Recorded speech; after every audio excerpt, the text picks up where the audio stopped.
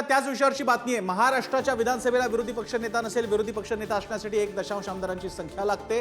288 पैकी कोणत्याही पक्षाचे किमान 29 आमदार असावे लागणार आहेत।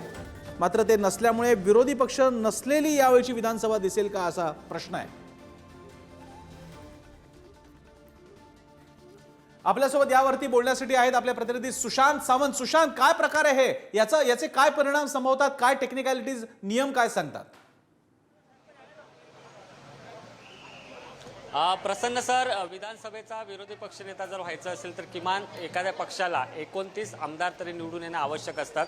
मात्र आजचे निकाल जर आपण बघितले असेल तर महाविकास आघाडीच्या कोणत्याही एका पक्षाला 29 आमदार जे आहेत ते निवडून आणता आले नाही। त्यामुळे विधानसभेत आता विरोधी पक्षनेता कसा बसणार असा प्रश्न जो आहे तो निर्माण झालेला आहे। आपण जर पाहिलं असेल तर विधानसभा निवडणुकीचे निकाल आलेले आहेत आणि विरोधक जे आहेत कोणीही, म्हणजे मग तो शरद पवार गटाचे आमदार असतील, उद्धव ठाकरे गटाचे आमदार असतील, त्यासोबत काँग्रेसचे आमदार असतील, कुणीही 29चा आकडा जो आहे तो प्रसन्न सर गाठलेला नाही। त्यामुळे एक मोठा पेच जो आहे तो आता विरोधकांसमोर निर्माण होणार आहे। विरोधी पक्ष नेत्याची भूमिका ही जी आहे त्या हाऊसमध्ये महत्त्वाची असते। मात्र आता विरोधकांचं तेवढं संख्याबळच नसणार आहे कुठल्याच पक्षाचं, त्यामुळे विरोधी पक्षनेत्याबाबत काय निर्णय होणार हे देखील पाहणं तितकंच महत्त्वाचं होणार आहे। कारण पहिल्यांदा असं घडतंय की कुठलाच पक्ष जो आहे तो 29 आमदार निवडून आणू शकलेला नाही विरोधकांकडून।